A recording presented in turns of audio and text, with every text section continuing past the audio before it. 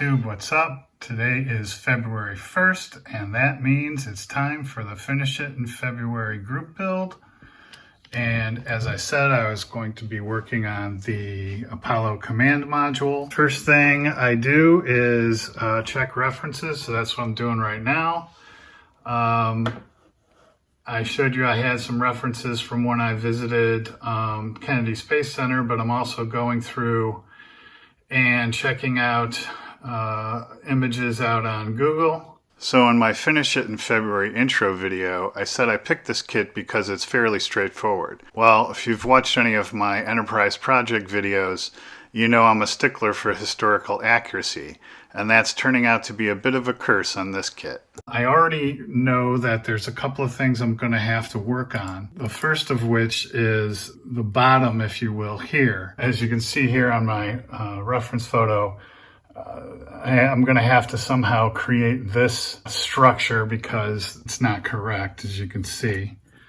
Just comparing those two, it's not right. The other thing I noticed is that the inside of the rocket has these seam connection points, and those are going to have to be filed down. Also, there's too many ridges. It really only has two of these ridges, so I think I may file that center one down. One more thing I noticed is there's no glass for the windows, so I'll probably use thin clear plastic for the various windows. The build is underway, so I'm down in the workshop. I have the reference photos on my old laptop. Basically, what I want to recreate is this piece here on the bottom of this. This is incorrect. Basically, it appears to be a rectangle on the bottom there. You can see, and then it has these raised portions in the corners and flat portions here, and you can see it's raised off the bottom.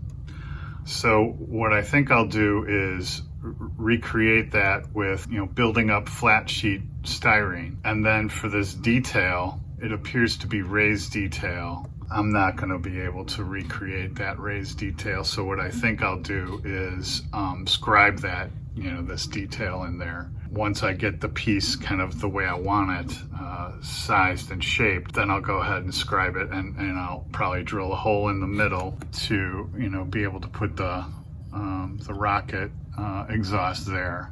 Okay, so I have some thick sheet styrene, some leftover pieces, and the first thing I'm going to do is trace this shape out on here,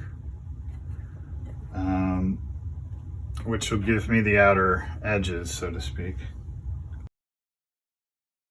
So to get a rectangle, consulting those reference photos, I draw parallel lines from side to side of those outline circles, and using my calipers to get the distances from the edges consistent. Then I cut out the rectangles with my sharpest large scissors. Finally, I spread medium super glue on one side, then join and clamp the two rectangles together and set it aside to dry. Okay, the other correction that needs to be made is getting rid of those connection points that are raised up, so it's fairly smooth in there. I think I'll start with paring them down with a new number 11 blade. Scraping away the bulk, then working them down, first with coarse sanding paper wrapped around styrene rod, then with progressively finer sanding paper.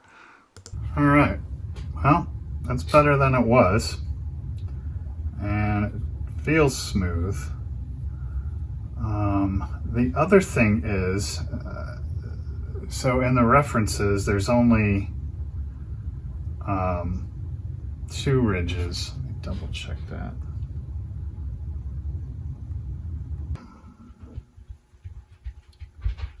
Just debating here with myself as to how to handle this. So my two options are sand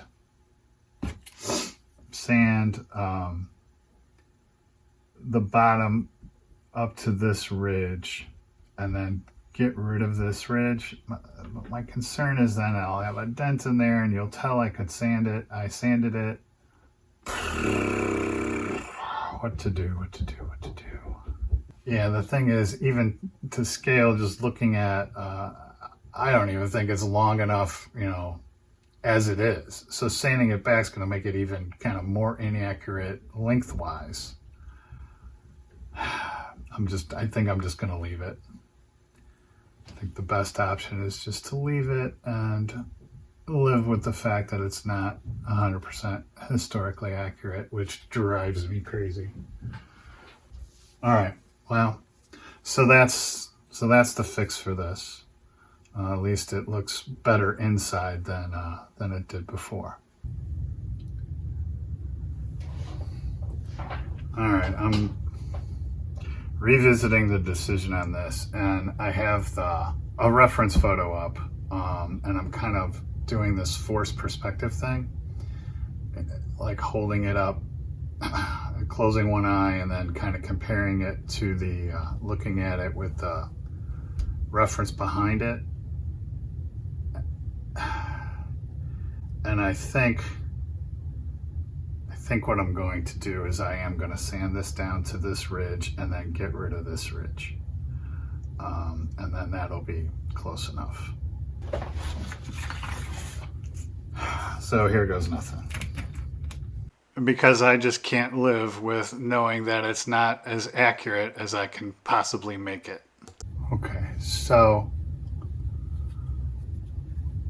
I took down probably like a 32nd of an inch off of there.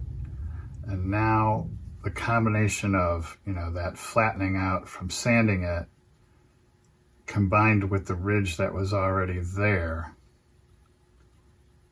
this looks a lot better. And now if I get rid of this ridge, it'll be closer to references.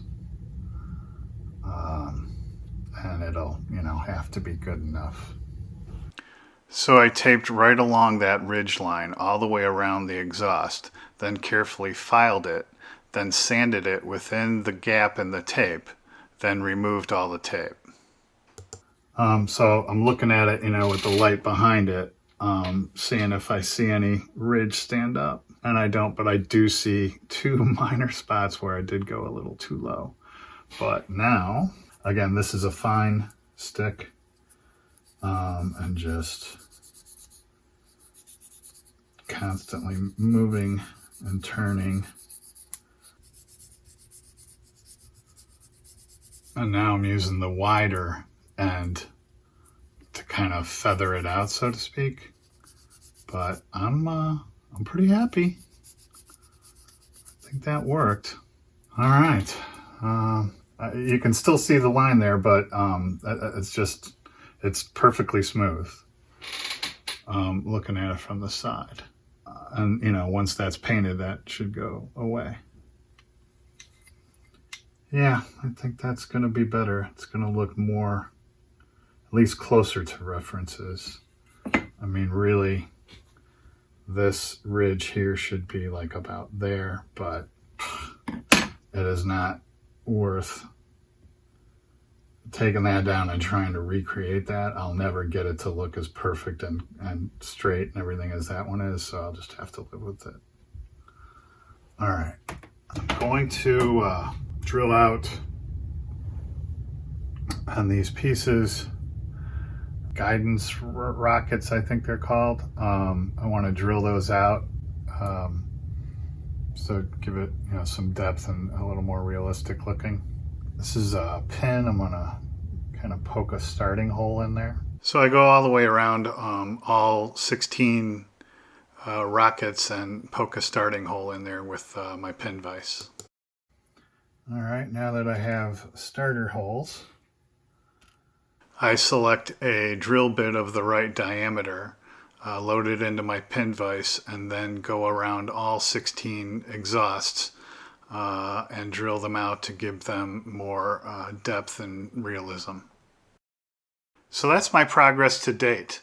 In my next video, I'll show how I deal with the structure on the bottom of the module, the windows in the capsule, and hopefully I'll get into some painting. And I just want to say, I've been checking out the other Finish It in Feb update videos out there, and I'm really impressed.